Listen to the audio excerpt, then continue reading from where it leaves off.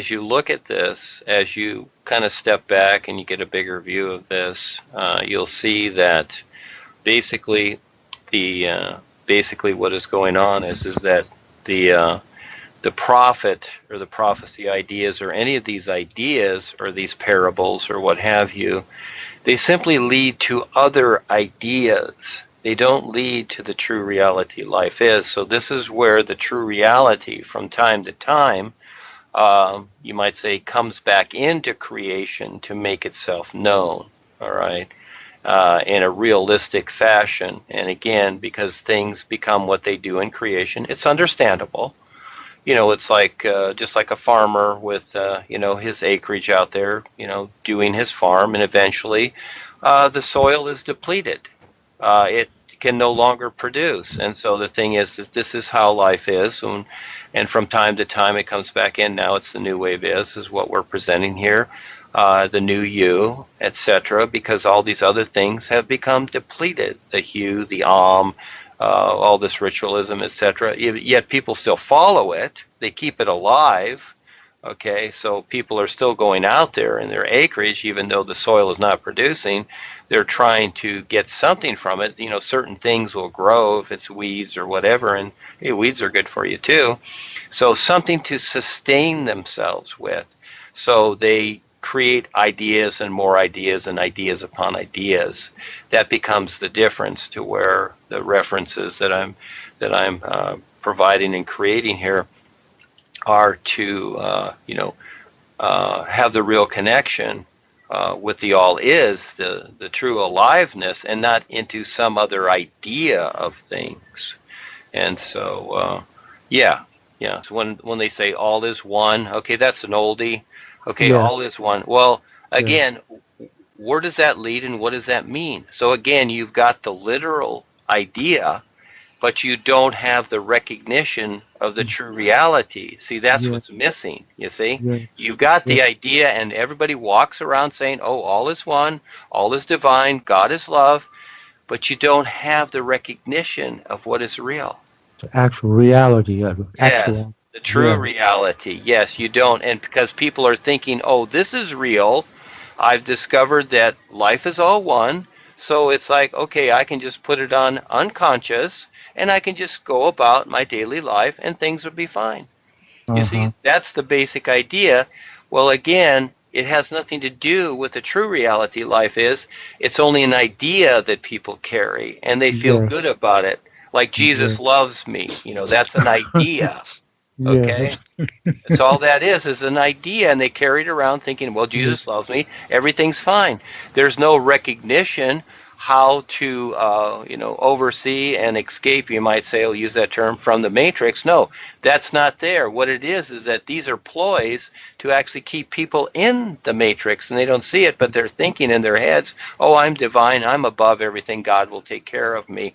Well, there's no such thing as a God taking care of anyone. There's no such thing. Because it's an isness that you recognize. You recognize how to stand real with it, and then it supports you. This is what the individual must do. How do you do that? You see, that's the bigger picture. And so how do you do that? So all these little notions, you see, just like the new you. The new you is the real connection with the all is. And it basically is a sense of recognition for the individual, not just because the individual does the new you. It's like, oh, I'm saved. No, that's not the idea. It's just like going to school. In other words, the teachers give the lessons, you got the textbooks, but just because you do the lessons in the textbooks doesn't equal what it equals. In other words, you're there to learn something as a reference so that you can sustain yourself. That's the next step. In other words, where you can be self-sufficient and have your own life. Well, again, the textbooks and what the teacher is teaching have nothing to do with that. That's just a step that they're going through. And so all these ideas are steps. They are not the true reality. The new you is a step. Your dream visions is a step. It is not the end result, because you need to recognize, and just like when you went to school and did all that stuff, the homework and whatever, you need to recognize how to complete that so you can recognize what to do when you no longer need it. You see? Yes. Yeah. Yeah, so that's a bigger step. So that's the isness life is, and how to recognize that, but it's not walking around saying, oh, I'm with the isness. That again, that then it becomes a literal idea. No, that's not it.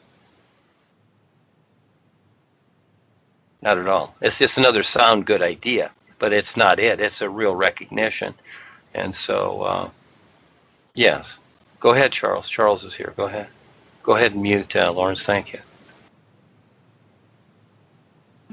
Yeah, Duane, you have really explained how going beyond literalism is what it is. Going beyond literalism, and this is a very very enlightening explanation you've done. You see, all these are just, as you say, just ideas, the fine ideas. All is one for all, and all for one. Just ideas that literal ideas that people have in their minds, and they keep revolving around them, and having no real recognition, as you say, recognition of the true reality life is. You see, the true recognizing the isness. See, it's something that is an eye opener, and I really wish that everyone goes beyond literalism. You find the Bible scholars. They can quote word verbatim from cover to cover. But if you ask them about their recognition of reality, they will tell you they will not even understand what you're saying. They will only tell you in Proverbs it is said, in the Psalms this, it is said in Revelation it is said that, this and that and that. All this dwelling in the mind is what I see Duane is trying to work against, step us up to be able to perceive and to recognize what really reality means. It takes quite some time to see this. I'm just beginning to understand what being literal means. Going beyond literalism. You see, it's something which is I think everyone should apply in their lives. The perception and recognition of truth, of reality, is better than. It's way better than all the books you can read, all the wisdom, all the fine words, all the parables full of winding stories that just make you feel, put you high. In fact, 1 minute of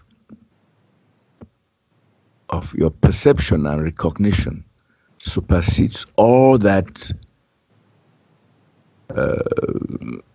nonsense, all that stuff, which just fills the mind with other people's opinions and ideas and all the like. And in the end, you end up being a crowd. Your mind is just crowded. So I thank you, Duane, for really explaining this. Well, let me add here, young man, so that people know this. In other words, again, the corporation, well, anything is a good example. The governments, the systems, the various systems that we go over, they're a very, very good example of people wanting to be controlled so they can control others. This is what they get caught up in. And so with Joni, she's controlled by the influence and the Kalam god. She likes that because then she can in turn control others. And so what she does is that this is where she gives her orders, just like Ava experienced this prior to me meeting her, to where one of the Risas told her to stop doing the pictures of the guides, etc., because again, this was interfering with Joni's prophets and her control. You see, the controllers see this. So again, what we have in this world, someone has to mute here. What we have in this world is actually, it all looks like it's divine, or it has a purpose or a great plan or all this stuff. This is all nonsense. It really is. We're seeing it for what it is, and that is that what you have here is the people that are in control here. They put on the appearance that they have the control, but they have no control without the agreement of others. And at the same time, the only reason that they are in control is because they're controlled by others. And this is very, very real. You're seeing this. And the interesting thing is that it goes all the way up to, we'll just use the up and down thing on the different levels, up to the mental plane, or the gods of man, or the Kalam god, whatever. It doesn't matter, who is a conqueror. But beyond that, in the etheric, is the supreme deceptor that the Kalam god doesn't even understand. He understands the influences, because that's the third head that I brought out, the influence. He understands the influence and utilizes that, but really he doesn't. He just thinks he does. In other words, it's like a king on the throne, thinking that he has the power to rule. Well, actually, he has nothing at all without the agreement of others, because then there is no kingdom. So again, what we're dealing here with is people who like to be controlled, just like you're saying, the Bible people, they can read the Bible from front to back and they can quote all these things. Well, again, that's literal and equals what? And what are they doing? They're simply being controlled, and they want to control others with the idea of words and ideas is what they're doing. That's where the educational systems are based upon all this. And this is all fine. It's all fine. Because there are some people that, and there's many, that this is what they want their life to be. So they have the right to do it. And so again, what we're presenting is not for everybody, because not everybody wants real freedom. They don't really want to be free of the restrictions. They actually want to be controlled, and they want to control others. This many times, the interesting thing is that this is where it gets into being the parent. Many people say, oh, I want to have children, whatever. Well, when they have children, you'll notice that these relationships are from many lifetimes. Almost all these relationships are from many lifetimes. And it's actually where the individual, being the parent, wants to control others still. Really, there's things going on the real side that still have to be, you might say, worked out. And it's really a control factor. So in a past life, you were the child or the parent. Now in this lifetime, the roles become opposite. Now the person that was controlled by the parent now all of a sudden is the parent and can control the new person coming in. Now they become the child, so it goes back and forth, doesn't it? So this is what we're seeing and waking up into the world. But at the same time, at the same time, now we have the presence of seeing more. Okay, so we have recognition, but it is really with that recognition, what are you seeing? All right, what are you seeing, which is invisible? You learn to see this invisible and relate it accordingly, and you decide where you stand real. This is UP, universal positioning, so it all entails itself as a better definition to eventually truly recognize this true reality. But in the same sense, again, we need to go through all this experience. We need to face ourselves, which is fine, because in an instant, you can see through it, and then it's like fog. It just dissipates in the sunlight. It becomes nothing. And then you eventually recognize what real freedom is, who you really are, your real awareness. It's so cool. But yes, the world wants to be controlled. It wants to control others. And as long as people agree consciously and mainly unconsciously, well, they'll be controlled because many people want this. They strive for this. Just like people that chase money in the business world and wanting to get rich. What they're really saying is, I want to be controlled and I want to control others. That's what they're really saying without saying it, you see? But it does not mean, I'll add, that you not to chase money or do these things. No, everything can be a created enhancement. So again, all of a sudden you just simply recognize what's going on, and then everything is workable. Go ahead, Charles.